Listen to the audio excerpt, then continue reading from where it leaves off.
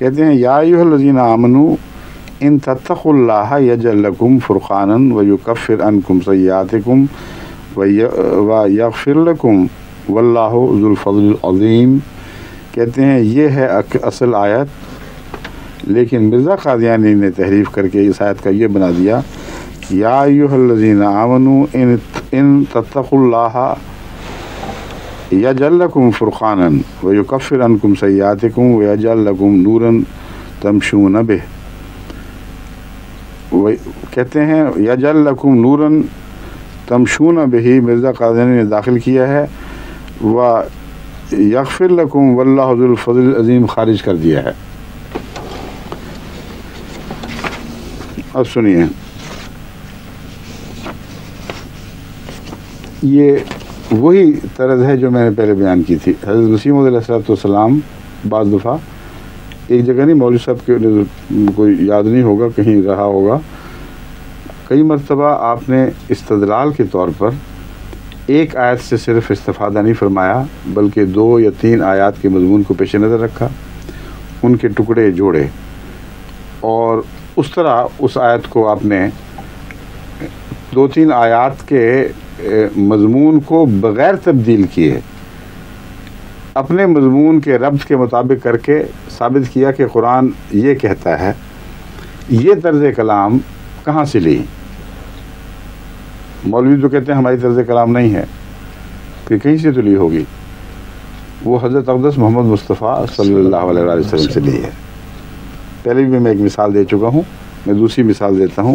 اس لیے تحریف کا سوال ہی نہیں پیدا ہوتا۔ اگر یہ تحریف کے اوپر اپنی گستاخی کی زبان کھولیں گے تو ان کو معلوم ہونا چاہیے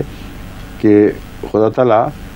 حضرت اقدس محمد رسول اللہ صلی اللہ علیہ وسلم کی جو غیرت رکھتا ہے، ان کی گستاخیاں مردود ہوں گی اور خود انہی پر پڑیں گی۔ حضرت ابن عباس کی روایت سن لیجئے اس مضمون کے تعلق میں۔ یہ مسند احمد بن حنبل جلد 1 صفحہ 339 مصری روایات حضرت عبداللہ بن عباس ایک وہاں سے لی گئی ہے، اور دوسرا حوالہ اس کا ہے حضرت عبداللہ بن عباس کی روایات مطبوعہ المکتب الاسلامی بیروت و بخاری کتاب الدعوات، ان تینوں میں یہ روایت مل رہی ہے۔ حضرت ابن عباس فرماتے ہیں کہ ان نبی اللہ صلی اللہ علیہ وسلم کان یدعو بہذہ الدعوات عند الکرب لا الہ الا اللہ العلیم العظیم، لا الہ الا اللہ رب العرش العظیم، لا الہ الا اللہ اور رب السماوات السبع و رب العرش الکریم۔ حضرت صلی اللہ علیہ وسلم نے علی ترتیب یہ جو مضمون بنایا ہے، یہ سورہ توبہ کی آیت 130، سورہ المومنون کی آیت 87 اور 117 کے بعض حصوں کو اکٹھا فرمایا ہے۔ جس پر قرآن نازل ہوتا ہے نعوذ باللہ من ذالک، اس پر تحریف کا الزام لگاؤ گے؟ قرآن سے استفادے کے مختلف رنگ ہیں، اور جس نے بھی حضرت اقدس محمد مصطفیٰ صلی اللہ علیہ وسلم کے رنگ سیکھے ہیں اور اختیار کیے ہیں، اس پر کسی قسم کی زبان دراز نہیں کی جا سکتی۔ اگر کرے گا تو گستاخی ہوگی۔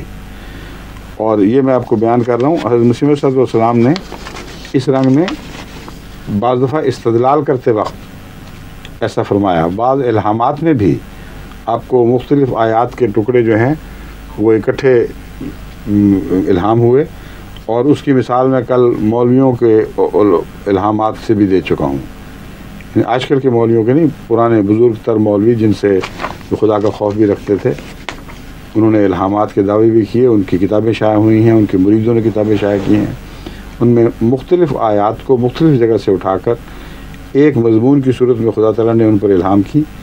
اور ثابت ہوا کہ یہ جو سنت ہے یہ اللہ کے منشاء کے مطابق تھی۔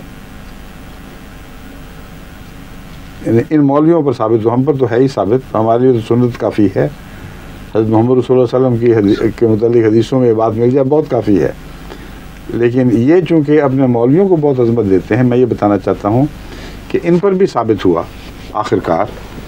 کہ اللہ خود یہ کام کرتا ہے۔ جب اللہ یہ کام کرتا ہے تو پھر محمد رسول اللہ صلی اللہ علیہ وسلم نے اللہ سے یہ رنگ سیکھے، اور جو حضرت محمد مصطفیٰ صلی اللہ علیہ وسلم کے رنگ سیکھتا ہے اس پر اگر تم زبان تان دراز کرتے ہو تو تمہارا ہی حصہ ہے، تمہارا ہی دل گردہ ہے۔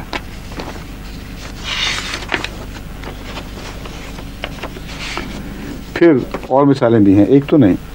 جامع ترمذی ابواب الدعوات باب ما یقول و اذا دخل السوق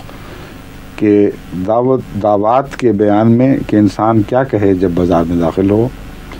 حضرت اقدس محمد مصطفیٰ صلی اللہ علیہ وسلم کے متعلق روایت ہے، قال من دخل السوق فقال لا الہ الا اللہ وحدہ لا شریک لہ لہ الملک ولہ الحمد ولہ الحمد یحیی و یمیت وہو حی لا یموت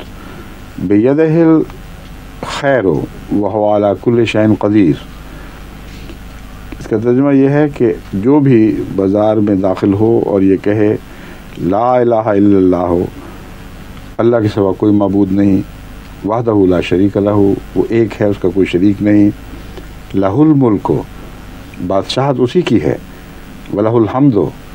اور سب تعریف بھی اسی کی ہے، یحیی و یمیت، وہ زندہ کرتا ہے اور مارتا ہے، اور وہ زندہ ہے اور مرتا نہیں، بیدہ الحمد، یہ خیر اس کے ہاتھوں میں کل تمام خیر ہے، الخیر بمعنی کل خیر، وہو علی کل شیء قدیر، وہ ہر چیز پر قادر ہے۔ یہ جو آیات ہیں، یہ جو دعا ہے آپ نے کہاں سے لی ہے؟ هو اللہ الذی لا الہ الا هو الرحمن الرحیم الملک القدوس السلام المؤمن المہیمن العزیز الجبار المتکبر الخالق البارئ المصور، یہ آیات ہیں، آیات میں مختلف ٹکڑے ہیں۔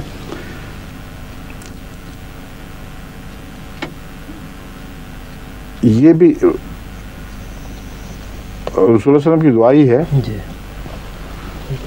یہ نہیں یہاں سے نہیں لینی، میں نے دیکھا ہے تو باب جامع ترمذی میں یہ بھی ایک شکل اس کی آئی ہے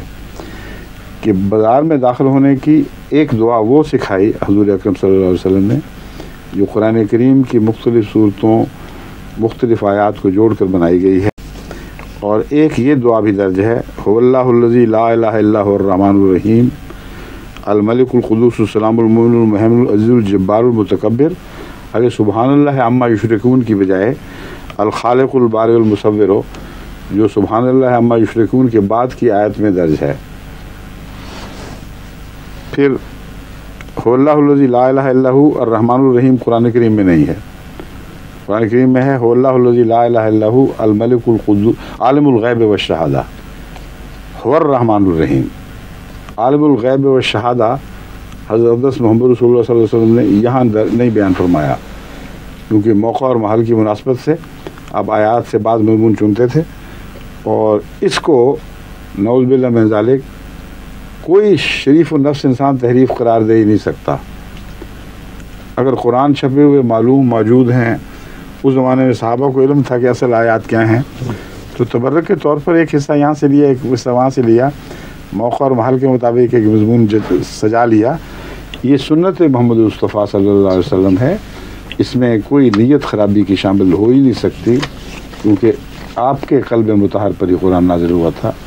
اس لیے ان مولویوں کو میں سمجھانے کی کوشش کر رہا ہوں، عقل کریں، خدا کا خوف کریں۔ اس طرح زبانیں دراز کرنے سے آپ کا کوئی مقصد حاصل نہیں ہوگا سوائے اس کے کہ حضرت اقدس محمد رسول اللہ پر اعتراض کی نحوست آپ کے حصے میں آئے گی۔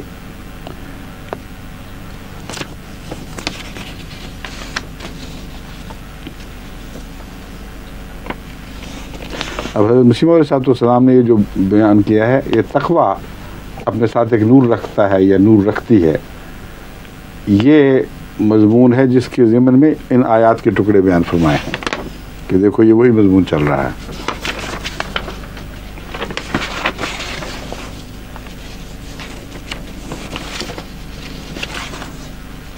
یہ تو